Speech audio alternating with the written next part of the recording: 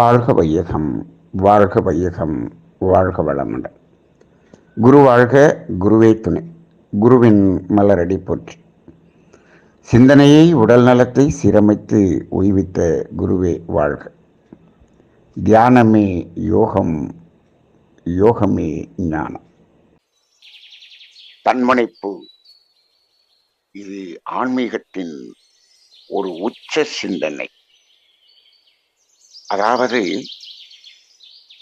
மனிதனாக பிறந்து நாம் வாழ்ந்து கொண்டிருப்பதனுடைய நோக்கம் இறை உணர்வு பெறுவது என்பதை பல்வேறு கோணங்களிலே நாம் சிந்தித்திருக்கிறோம். அதற்கு தடையாக இருப்பது என்ன என்பதை பல்வேறு காரணங்களை அலசி அலசி அலசி சிந்தித்துக் கொண்டே இருக்கிறோம். அந்த அத்துணை காரணங்களுக்கும் மூல காரணமாக இருக்கக்கூடிய ஒரு தடை என்பதுதான் இன்றைய சிந்தனையாக இருக்கிறது. அதுதான் தன்முனைப்பு என்று சொல்லுகிறோம். ஈகோ, ஆணவம் என்று. இப்போ இந்த தன்முனைப்பு குறைய வேண்டும் என்பதற்காகத்தான் நாம் ஆன்மீக பயிற்சியில் ஈடுபடுகிறோம். இதில் ஒரு அனுபவம் என்ன என்று சொன்னால், அந்த ஆரம்பத்தில் பயிற்சிக்குள்ளாக வரும் பொழுது இந்த தன்முனைப்பு என்பதை ஒழிப்பதற்காக முதலில் எங்கு தொடங்குகிறோம்? இந்த தன்முனைப்பிலே 2 கிளைகள் உண்டு.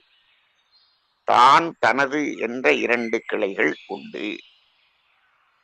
அந்த 2 கிளைகளிலே முதலில் எந்த கிளையை அகற்ற வேண்டும் என்றால், தனது என்பதை நாம் அதிலிருந்து வெளியே வரக்கூடிய பயிற்சிகள் தான் முதல் பயிற்சியாக இருக்கும். இப்போ மகரிஷி அவர்கள், ஆன்மீக குருமார்கள் இதுவரை இந்த உலகிற்கு சொன்ன தத்துவங்கள் அனைத்தின் சாரம் என்ன என்று சொல்லும்போது, இறை உணர்வும் அறநெறியும் என்று 2 சொல்லுவார்கள். அந்த 2ம் எதற்காக என்று ஆழ்ந்து சிந்தித்து பார்த்தால் ஒன்று தெளிவாகிறது.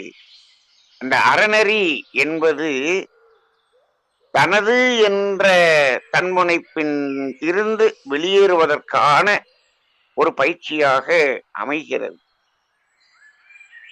அந்த தனது என்பது குறைந்த பிறகு அந்த தான் என்பது நிற்கும். தான் என்பதை முதலில் விட முடியாது.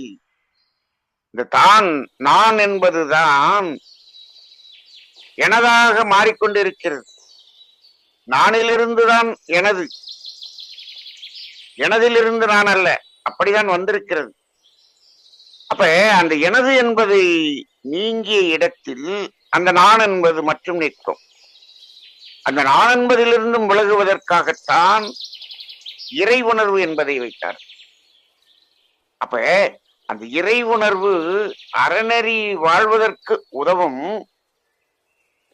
அந்த அறநெறியில் வாழ்ந்து எனது என்பதிலிருந்து விலகி நிற்கும் நிலையில் அதே இறை உணர்வு நான் என்பதிலிருந்தும் விலகி நிற்கக்கூடிய ஒரு இறுதி நிலையை கொடுக்கும்.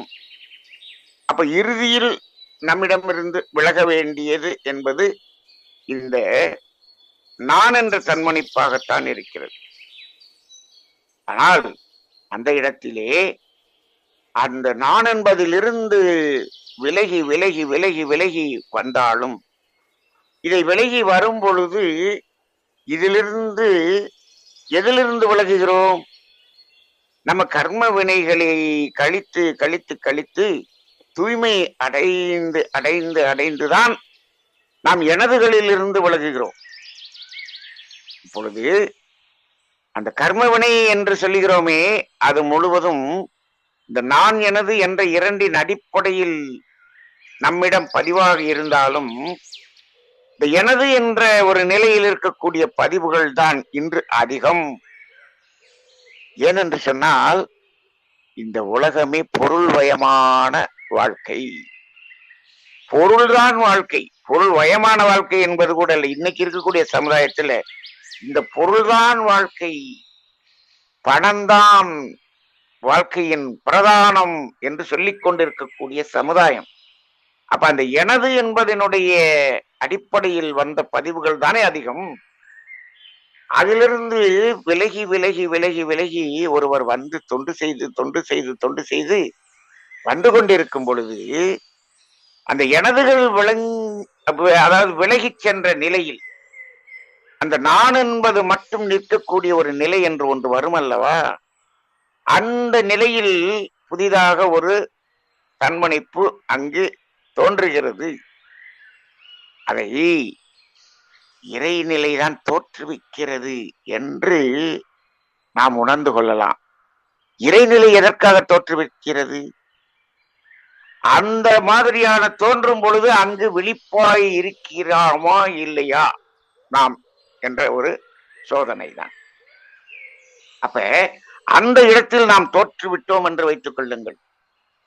மீண்டும் என்ன ஆகணும்? இந்த புரோட்டா கதை மாதிரி ஆயிரும். முதல்ல இருந்து அழிச்சிட்டு முதல்ல இருந்து ஆரம்பி அப்படிங்கிற நிலைக்கு வந்துடும். ஆக அந்த இதைத்தான் சுவாமி சிவானந்தர் அவர்கள் இவ்வாறு கூறுகிறார். தன்முனைப்பை ஒழித்ததிலேயே நான் தான் முதலிடத்தில் இருக்கிறேன் என்ற தன்முனைப்பு வந்தால் அங்கு கீழே விழுந்து விடுவார்கள். மீண்டும் முதலிலிருந்து தொடங்க வேண்டும் என்று சொல்லுகிறார். அந்த தன்முனைப்பு மட்டும் வந்துவிடவே கூடாது. நான் பார்க்கிறேன் இந்த 33 ஆண்டுகள் இந்த பயணத்தில் இருக்கக்கூடியதில் அந்த பயிற்சி காலத்தில் பயிற்சியாளர்களுடைய அந்த பயிற்சியும் மாற்றமும் செயல் மாற்றமும் தவமும் அற்புதமாக இருப்பதை பார்க்கிறேன். ஆனால் அதன் பிறகு அவர்கள் ஆசிரியராக பொறுப்பாளர்களாக வந்த பிறகு எந்த தன்முனைப்பை ஒழிப்பதற்காக இந்த பயிற்சியெல்லாம் எடுத்துக்கொண்டிருந்தோமோ அந்த தன்முனைப்பெல்லாம் உள்ளே அது அதிகமாகிக் கொண்டு இருப்பதை பார்க்கிறேன். அதிகமாகி விடுகிறது. அப்ப அதன் அடிப்படையில் தான் நிறைய அன்பர்கள் அந்த தன்முனைப்பிலிருந்து விலகி விலகி விலகி விலகி வந்தவர்கள் அவர்கள் விலகியே இருந்து விடுகிறார்கள். அப்படி இருப்பவர்கள் அந்த தன்முனைப்பின் ஒரு எல்லையை கடந்து இறை உணர்வை கூட பெற்று விடுகிறார்கள். ஆக ஒரு மகான் கூறுகிறார், நீ எப்பொழுது ஒரு அமைப்பு என்பதிலிருந்து விலகுகிறாயோ அப்பொழுதுதான் உன்னிடம் முழுமையான தன்முனைப்பு என்பது விலகும். அந்த அமைப்பு என்பதில் எப்பொழுது நீ இருந்து கொண்டிருக்கிறாயோ அதுவரை உன்னிடம் தன்முனைப்பு என்பது இருந்து கொண்டுதான் இருக்கும் என்று சொல்லுகிறார். இப்போ நாமெல்லாம் ஒரு அமைப்பாக இருந்து கொண்டிருக்கிறோம். நம்மிடமும் தன்முனைப்பு இருந்து கொண்டுதான் இருக்கும். ஆனால் இந்த இடத்தில் பயிற்சியாளர்களை விட பொறுப்பில் இருப்பவர்களும் ஆசிரியர்களாக இருப்பவர்களும் மிக மிக மிக விழிப்பு நிலையில் இருக்க வேண்டியதாக இருக்கிறது. அப்ப அதற்காக இந்த பொறுப்பையே எடுக்க வேண்டாம் என்று அப்படியே இருந்து விடலாமா என்றால் அது சரணாகதி நிலை. அந்த அளவுக்கு தைரியம் இருந்தால் அத்தனையும் விட்டு விட்டு செல்லக்கூடிய அளவுக்கு அந்த மனோதிடம் இருந்தால் சரணாகதி என்ற நிலையில் சென்று விடலாம். ஆனால் நமது வேதாத்ரி மகர்ஷியினுடைய பயிற்சி முறைகள் எப்படி என்று சொன்னால் அப்படி அல்ல. நாம் இப்பொழுது எதற்காக இந்த பொறுப்பை எடுத்திருக்கிறோம், எதற்காக இந்த ஒரு அமைப்பில் இணைந்திருக்கிறோம் என்று நன்கு சிந்தித்து பார்க்கும் பொழுது நமது கர்ம வினையை இன்னும் கழிப்பதற்காகத்தான் இதில் இருந்து கொண்டிருக்கிறோம் என்ற ஒரே ஒரு நோக்கம் மட்டும்தான் நம்மிடம் இருக்க வேண்டும். அப்படி இருந்தால் இங்கு அந்த தன்முனைப்பு எழாது. அதை மறந்தோம் என்று சொன்னால் நம்மிடம் அந்த அமைப்பில் இருக்கக்கூடிய தன்மணிப்பு என்பது உயர்ந்துவிடும்.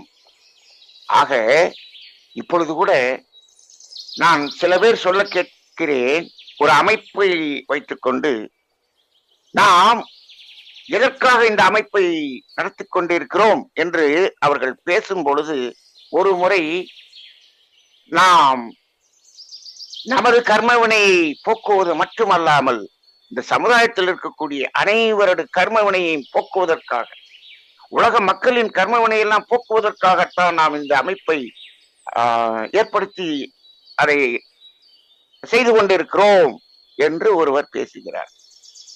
இப்போ இந்த ஒரு இடமே பெரிய தன்முனைப்பாக மாறுகிறது அல்லவா?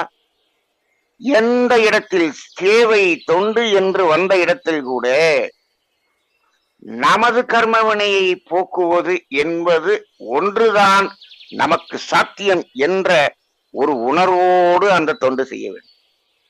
மற்றவர்களுடைய கர்மவினையை நம்மால் போக்கவே முடியாது. எப்பொழுது நான் சமுதாயத்தில் இருக்கிற அவர்களுடைய கர்மவினையையும் நான் போக்குகிறேன் என்று சொல்கிறோமோ, அங்கு நமக்கு கர்மவினை சேர்ந்து கொண்டே இருக்கிறது என்பதையும் உணர்ந்து கொள்ள வேண்டும்.